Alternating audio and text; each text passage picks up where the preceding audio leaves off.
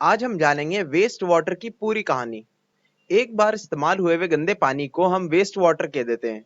नहाने, टॉयलेट जाने या फिर कपड़े या बर्तन धोने के बाद जो जमा होता है, वो नालियों के रास्ते बहता हुआ बड़े बड़े नालों में चले आता है। फिर वहां से वाटर ट्रीटमेंट प्लांट में, फिर वहां से नदियों में छोड़ दिया जाता है। वाटर ट्रीटमेंट प्लांट या फिर कहें तो सीवेज ट्रीटमेंट प्लांट में क्यों भेजते हैं? क्योंकि उसमें बहुत सारे तरह के पॉल्यूटेंट्स होते हैं, ऑयल्स वगैरह होते हैं, अलग अलग तरह के केमिकल्स होते हैं। सीधे नदी में फेंक देंगे तो वहां की मछलियां मर जाएंगी। 18.1 वाटर आर लाइफलाइन, कि पानी हमारे लिए कितना जरूरी है, ये चीज तो आपको इस वक्त बताने की जरूरत है ही नहीं। आपको पता है कि पानी में क्या क्या खासियतें हैं और कैसे हमारी जिंदगी के लिए काम आता है। फिर भी आप जो है थोड़ी सी प्रैक्टिस के लिए लिख लिए 18.1 एक्टिविटी के अंदर कि साफ पानी का इस्तेमाल आप कहाँ कहाँ करते हैं। जाहिर सी बात है, पीने के लिए करते हैं, कपड़े धोने के लिए, बर्तन धोने के लिए, नहाने के लिए, और भी बहुत सारे इस्तेमाल है डेली लाइफ में हमारे। इतना जरूरी होने के बाद भी बहुत से ऐसे लोग हैं, मतलब करोड़ों या फिर कहें तो अरबों लोग हैं ऐसे, मतलब 100 करोड़ से भी ज्यादा लोग, जिनको एक्सेस नहीं होता साफ पानी का। बहुत कम एक्सेस होता है, 50 लीटर भी नहीं मिलता उन्हें दिन का। उन्हें कई कई किलोमीटर जाना पड़ता है सिर्फ पानी लाने के लिए। क्या वाकई ऐसा होना चाहिए? एक इंसान की जिंदगी के लिए तो ये बहुत ही बुरा है। देखिए, चैप्टर 16 में हमने जाना था कि पानी की कमी के बहुत सारे रीजन हो सकते हैं। एक तो पॉल्यूशन का बहुत ज्यादा बढ़ जाना, जिससे पानी गंदा हो जाता है, या फिर पॉपुलेशन का बहुत ज्यादा बढ़ जाना, लोग बहुत ज्यादा होंगे तो लोगों का एक्सेस भी पानी के लिए कम होगा। और फैक्ट्रीज का बहुत ज्यादा बढ़ जाना, कि वो भी बहुत ज्यादा मिसमैनेज करती हैं और बहुत ज्यादा पानी का इस्तेमाल कर लेती हैं। इसी चीज को ध्यान में रखते हुए वर्ल्ड वाटर डे मनाया जाता है 22 मार्च को, आपको तो ये पता ही है। और यूनाइटेड नेशन कहता है, वैसे वो कहते ही हैं, अब पता नहीं रियलिटी में कितना काम करते हैं वो, कि पानी जो है ज्यादा से ज्यादा लोगों तक एक्सेस कराना है दुनिया के अंदर। जो 100 करोड़ लोग हैं ना, जो नहीं मिल पा रहे जिनके पास पानी, उस नंबर को उन्हें आधा करना है। मतलब पूरा तो खत्म नहीं कर सकते, वो खुद ही कह रहे हैं, पर कम से कम आधा ही हो जाए। वाटर क्लीनिंग एक प्रोसेस होती है जिसमें से ना पानी को छान कर उसे जो है इस्तेमाल करने लायक बना लिया जाता है। कई बार उसे पीने लायक भी बना दिया जाता है। कई बार जो है पीने लायक तो नहीं, पर कपड़े धोने लायक, बर्तन धोने लायक, या फिर खेती बाड़ी के लिए तो इस्तेमाल करने लायक बना ही दिया जाता है। इसी को हम सीवेज ट्रीटमेंट भी बोल देते हैं। सीवेज मतलब नालियां, नाले वगैरह, गंदे पानी का स्रोत। 18.2 में बोल रहे हैं व्हाट इज सीवेज, जो कि मैंने अभी आपको बताया। नालियों से बहते हुए पानी को हम सीवेज बोल देते हैं। वो घरों से निकल सकता है, हॉस्पिटल से निकल सकता है, इंडस्ट्री से तो बहुत बहुत निकलता है, और ऑफिसेज और दुकानें, गलियां, बड़ी बड़ी बिल्डिंग्स, स्कूल वगैरह भी, हर जगह पे सीवेज ही सीवेज है। जहां लोग हैं वहां सीवेज है, और बारिश होती है तो और ज्यादा सीवेज। 18.2 एक्टिविटी में बोल रहे हैं कि आप भी अपने घर के आसपास कोई सा सीवेज देखिए, मतलब खुली नाली देखिए, अगर कहीं मिले तो वहां की थोड़ी जो है ना महक लेने की कोशिश करिए, ऐसा वो कह रहे हैं।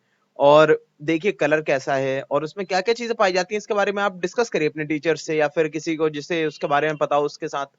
तो आपको पता चलेगा कि इसमें बहुत सारे ऑर्गेनिक मटेरियल्स भी होते हैं, जैसे कि जिंदा चीज जो है वो भी होती है उसके अंदर, या फिर उनका शव तो होता ही है, जैसे कि टॉयलेट वगैरह। और इनऑर्गेनिक मटेरियल्स भी होते हैं, जैसे प्लास्टिक के टुकड़े और अलग अलग तरह के केमिकल्स। साबुन वगैरह भी तो होता है ना।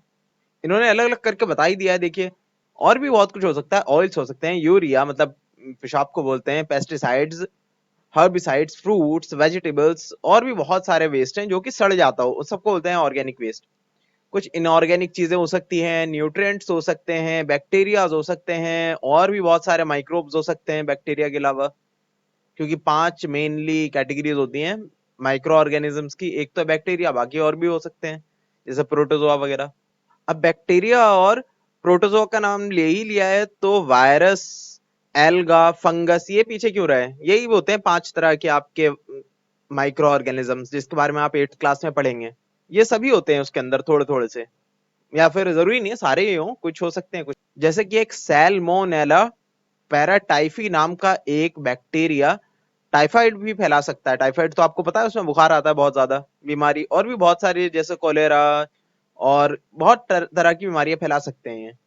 देखिए, इस टेबल में बता रखा है कि कंटेमिनेशन जो है किस किस तरह की होती है।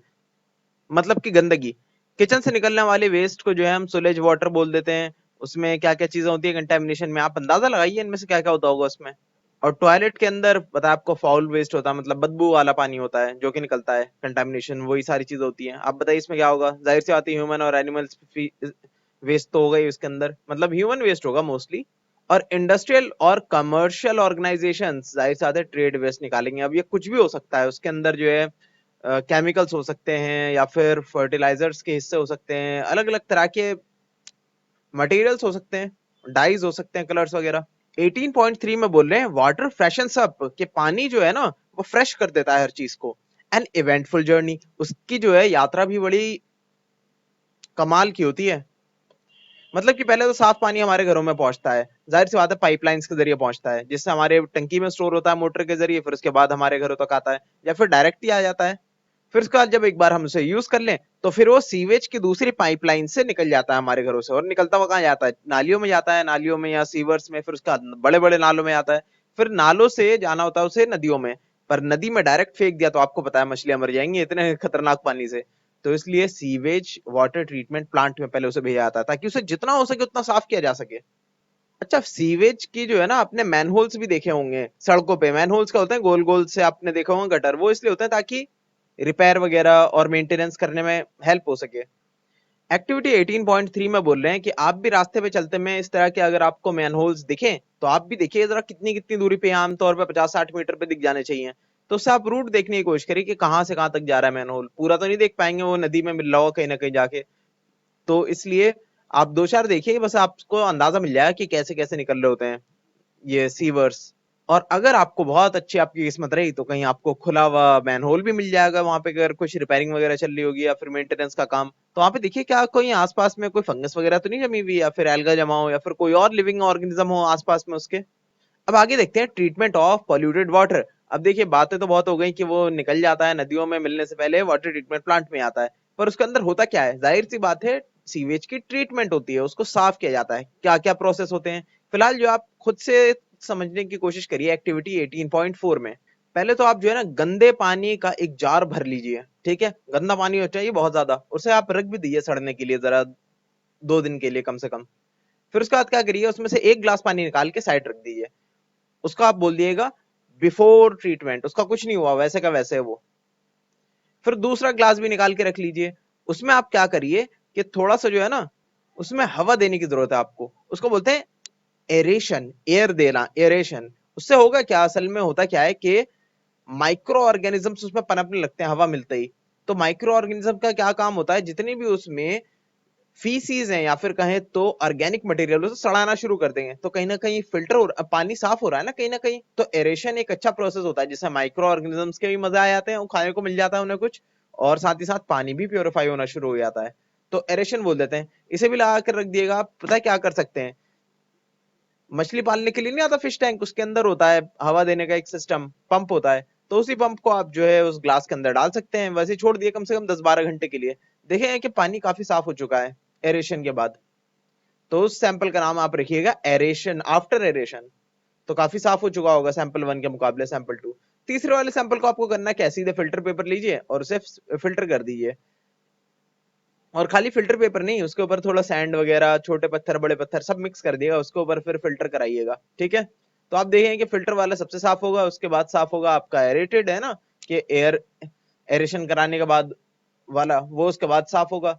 और सबसे कम साफ तो वही होगा बिफोर ट्रीटमेंट, जब आपने कुछ नहीं करा तो ऐसे ही कुछ होता है वाटर ट्रीटमेंट प्लांट के अंदर। अच्छा, या फिर ये भी कर सकते हैं आप, किसी चीज को आपने पहले ही कर लिया एरेशन का प्रोसेस, उसके बाद जो आपने उसे फिल्टर भी कर लिया तो और ज्यादा साफ हो गया।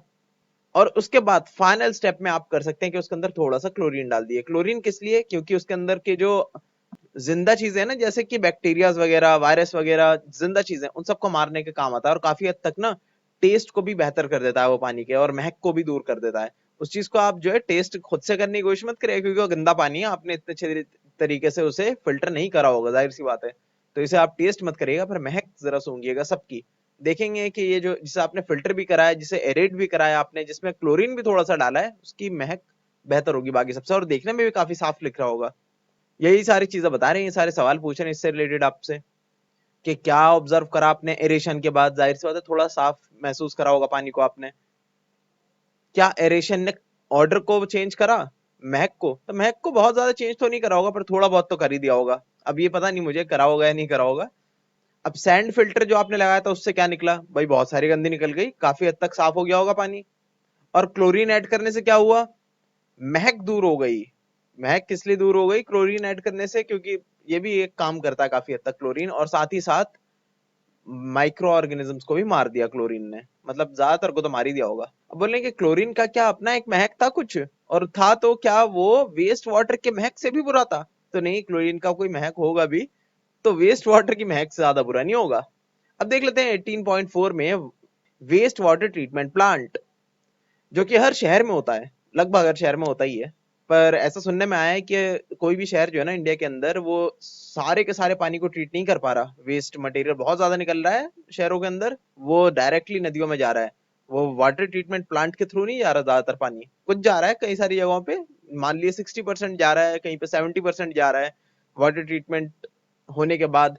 पर कई सारी जगहों पे ज्यादातर पानी ऐसे ही फेंक दिया जाता है नदियों में, इसलिए नदियों का पानी बहुत गंदा होता जा रहा है आजकल। और इसमें करते क्या है, वही करते हैं जो अभी आपने करा था, वाटर को साफ करने की कोशिश करते हैं और आसान से आसान प्रोसेस करने की कोशिश करते हैं, क्योंकि हमारे पास करोड़ों अरबों लीटर पानी होता है साफ करने के लिए। सबसे पहले तो बड़े बड़े कचरे को अलग कर दिया जाता है, ये देख रहे हैं आप, बार बार के ऊपर से पानी को डाला जाता है तो बड़े बड़े प्लास्टिक के जो डब्बे वगैरह होते हैं वो सब निकल जाते हैं और थैलियां वगैरह। फिर आपका एरेशन करा दी जाती है, मतलब कि देखिए ये सब हिल रहे हैं बहुत तेजी से। नहीं, अभी एरेशन नहीं कराएंगे, अभी फिलहाल जो है ना स्लो स्लो पानी को एक बड़े से टंकी में धीरे धीरे आगे बढ़ाएंगे, ताकि नीचे जो है ना उसका सैंड वगैरह और भारी भरकम जो भी उसके वेस्ट मटेरियल्स हैं वो सब नीचे बैठ जाए ग्रेविटी की वजह से। और ऊपर जो है हल्का हल्का पानी, वो भी गंदा ही होगा पर इतना ज्यादा गंदा नहीं होगा, उसे आगे बढ़ा देंगे।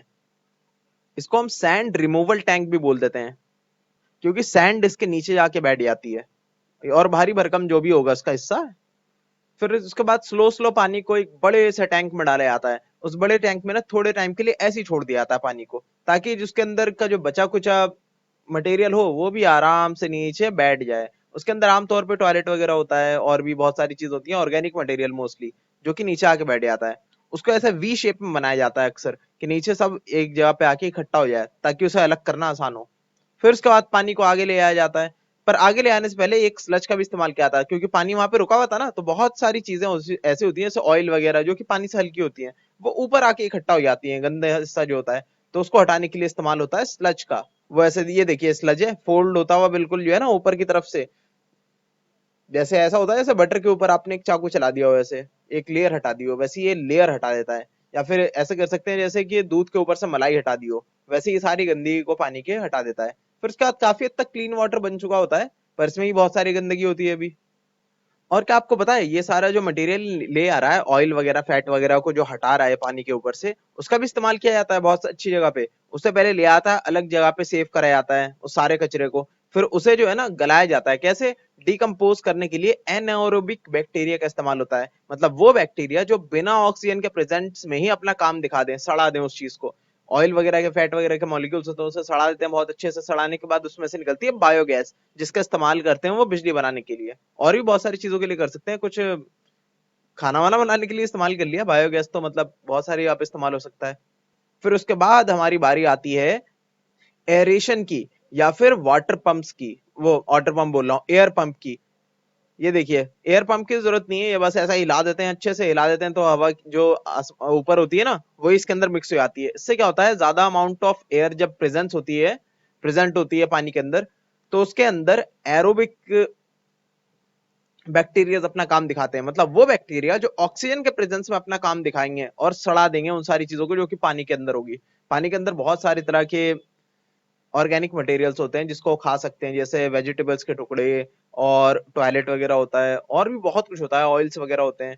उन सबको जो है ना सड़ा देंगे, वो डिकम्पोज कर देंगे अगर कर सकते होंगे। तो जाहिर सी बात है प्लास्टिक वगैरह को तो कुछ नहीं बिगाड़ पाएंगे, पर चांसेस ये है कि प्लास्टिक अब तक जो है पानी के अंदर बचा नहीं होगा, तो जितनी चीजों को गला सकते हैं गला देंगे। इस प्रोसेस को एरेशन बोल देते हैं, ठीक है, आपको पता ही होगा, 10-12 घंटे लग जाते हैं इस चीज में। और इस चीज को एरेटर बोलते हैं, ये एरेशन करने वाली प्रोसेस को, ये हिला रहा है ना पानी को, तो यही कर देता है बहुत सारा काम। कई सारी जगहों पे उसका भी इस्तेमाल किया जाता होगा, नीचे बुलबुले छोड़ दिए जाते होंगे पानी के बहुत सारे, जैसे फिश टैंक में किया जाता है। फिर कुछ घंटे ऐसे ही कराया जाता है, 10-12 घंटे आई गेस। फिर उसके बाद फिर एक और बार स्लज उस पर चलाया जाता है, कि जो बचा कुचा उसमें बचाओ सड़ा हुआ मटेरियल वो ऊपर आ जाए, उसे भी अलग कर दो। तो लगभग 97% पानी जो है, ये कह रहे हैं कि उस गंदे वाले पार्ट में भी होता है, जो स्लज निकाल के लिए आता है ना, स्लज मतलब स्लज बोलते हैं वो उस गंदगी को, जो गंदगी है जो स्किमर निकाल के ले गया है आपका अलग से, उस स्लज के अंदर ही लगभग 97% पानी होता है, उसे भी पहले रिमूव कर लिया जाता है। उसे रिमूव करने का प्रोसेस भी होता है, बता रखा है कि सैंड ड्राई वगैरह कर लेते हैं, जो भी करते हैं सुखा देते हैं उस चीज को, और सुखाने के बाद बचता क्या है, एक तरह की खाद बन जाती है वो, क्योंकि ज्यादातर ऑर्गेनिक मटेरियल होता है ना वो, जो दूसरी बार में इन्होंने करा होता है, ये वाला सच निकाला होता है, ज्यादातर वो ऑर्गेनिक मटेरियल होता है, तो इसका इस्तेमाल खाद बनाने के लिए कर लिया जाता है। उसके बाद जो पानी है वो काफी हद तक साफ हो चुका है, पर इतना साफ तो हुआ नहीं है, जाहिर सी बात है कि पी सकें, और इसे पीने लायक अभी बनाना भी नहीं है, इसे नदी में फेंकने लायक बनाना है फिलहाल हमें। तो उसके लिए क्या करते हैं, इसके अंदर कुछ चीजें जैसे ओजोन डाल दी जाती है, या फिर क्लोरीन डाल दिया जाता है, या फिर जो है अल्ट्रावायलेट रेडिएशन से गुजार दिया जाता है, या फिर तीनों ही चीजें कर दी जाती हैं, मतलब अलग अलग जगह के हिसाब से अलग अलग चीजें कर देते हैं, जिससे कि ये काफी हद तक डिसइंफेक्ट हो जाते हैं, इसके अंदर के सारे माइक्रो ऑर्गेनिजम्स मर जाते हैं ऑलमोस्ट, फिर से फेंक दिया जाता है नदियों के अंदर, और नदियां भी साफ रहती हैं। ऐसा होना चाहिए था, ठीक है, इस बात को याद रखिए, रखिएगा आप, कि ऐसा होना चाहिए था, पर एक्चुअली में ऐसा होता नहीं है, मतलब बहुत कम जगहों पे होता है ऐसा, वरना नदियों का ये हाल नहीं होता अभी इतना बुरा। अब आगे क्या बोल रहे हैं, बिकम एन एक्टिव सिटीजन, कि हम क्या कर सकते हैं इसको लेके, कि वेस्ट जनरेशन तो एक नेचुरल पार्ट है ह्यूमन एक्टिविटी का, हम जिंदा है तो जाहिर सी बात है वेस्ट तो होगा ही, टॉयलेट तो आप करेंगे ही, और भी कितना तरह के वेस्ट है, नहाएंगे भी, कपड़े धोएंगे, पानी और पानी का पता नहीं क्या क्या इस्तेमाल करेंगे, तो वेस्ट तो जनरेट होगा ही, पर उसे हम मिनिमाइज जरूर कर सकते हैं। बूझो बोल रहा है कि पता है आपको, रिवर का जो पानी है वो भी इसी तरीके के प्रोसेस से अपने पानी को साफ कर लेता है। वैसे इसके बारे में जो है हम किसी और दिन बात करेंगे। और क्या आपको पता है, यूकेलिप्टस नाम के ट्री को अगर हम लगा दें, बहुत सारे ट्रीज को, जाहिर सी बात है एक लाइन से नालों के बराबर में, तो वो जो भी एक्स्ट्रा आपका पानी होगा ना, वो साफ करके पानी को काफी हद तक अपने अंदर कंज्यूम कर लेता है, फिर उससे जो है ऑक्सीजन बनाता है, और काफी आपको पता है वाटर वेपर्स हवा में छोड़ता है, तो काफी हद तक वो भी हेल्प करता है हमारी पॉल्यूशन को कम करने में, वेस्ट वाटर की या फिर सीवेज की प्रॉब्लम को दूर करने के लिए। इस चीज का आपको ध्यान देना चाहिए कि कहीं पे ना ओपन वेस्ट ना घूम रहा हो, जैसे खुली नालियां ना हो, या फिर कहीं पे मैनहोल्स खुले हुए ना हो बिना वजह के, इस चीज का आपको ध्यान देना चाहिए।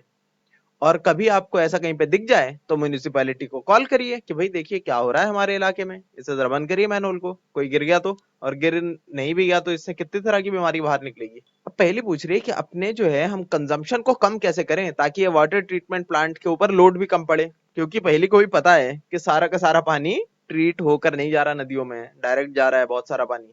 18.5 में बोल रहे हैं बेटर हाउस कीपिंग प्रैक्टिसेस, के बेहतर तरीके से हम पानी का इस्तेमाल करें। खाना बनाने के बाद ऑयल्स और फैट्स को हमें ड्रेन में नहीं डालना चाहिए, उसे कूड़े में डालना चाहिए, वरना वो क्या करते हैं, क्लॉग कर देते हैं, बंद कर देते हैं नालियों को। और भी बहुत सारी चीजें हैं, बहुत सारे तरह के केमिकल्स हैं, जैसे कि पेंट्स, इंसेक्टिसाइड्स मतलब कीड़े मारने की दवा, मोटर ऑयल, मेडिसिन, ये सारी चीजें हमें नहीं डालनी चाहिए, वरना क्या होता है कि जो नालियों में और नालों में जो भी माइक्रोब्स होते हैं ना, जिनका काम होता है सड़ाना वेस्ट मटेरियल को, वो मर जाते हैं। अगर वही मर गए तो उसे सड़ाएगा कौन, डिकम्पोज कौन करेगा, फिर वो वाटर ट्रीटमेंट प्लांट में बड़ी दिक्कत होगी, वो कहां से लेकर आएंगे ये सारे माइक्रोब्स। तो इसलिए हमें ये सब नहीं करना चाहिए, उसे भी हमें कूड़े में फेंकना चाहिए अलग से। और खिलौनों को, टी लीव्स को, इन सबको भी हमें जो है नदियों में नहीं, नालियों में नहीं फेंकना चाहिए, वरना वो भी क्लॉग कर देती है कहीं ना कहीं जाके। कुछ लोग क्या करते हैं, कॉटन की बॉल्स, सैनिटरी टॉवल्स और भी बहुत कुछ डाल देते हैं सीधे नालियों के अंदर, जो कि आगे जाके बहुत नुकसान करती हैं, वो कहीं फंस जाती हैं जाके नाली में, जाम कर देती हैं, उसे भी हमें डस्टबिन में फेंकना चाहिए। और ये बड़ी बड़ी चीजों को आप नालियों में फेंकेंगे तो उससे क्या होगा, क्लॉग तो करेंगे, साथ ही साथ जो ऑक्सीजन की सप्लाई है उसे भी हैम्पर करेंगे, मतलब कि नुकसान पहुंचाएंगे, और ऑक्सीजन कितना जरूरी है डिग्रेडेशन के लिए, डिग्रेडेशन, डिग्रेडेशन मतलब कि सड़ाना चीजों को। तो देखिए चाय की पत्तियां फेंक रहे हैं, ये देखिए बेसिन के अंदर, जबकि फेंकना चाहिए था डस्टबिन में। 2016 में स्वच्छ भारत अभियान निकला था, जिसके अकॉर्डिंग सबको सिखाया गया था कि खुले में शौच नहीं करना चाहिए, जिसको हम बोलते हैं ओपन डेफिकेशन। उसके बहुत सारे नुकसान हैं, कई सारी तरह की बीमारियां फैलती हैं हवा के अंदर ही, तो इससे बचना चाहिए हमें। और इसके लिए टॉयलेट्स बनाई थी बहुत सारी इन्होंने, मतलब गवर्नमेंट ने। और सीवेज का सही तरह से इस्तेमाल करना भी सिखाया था लोगों को।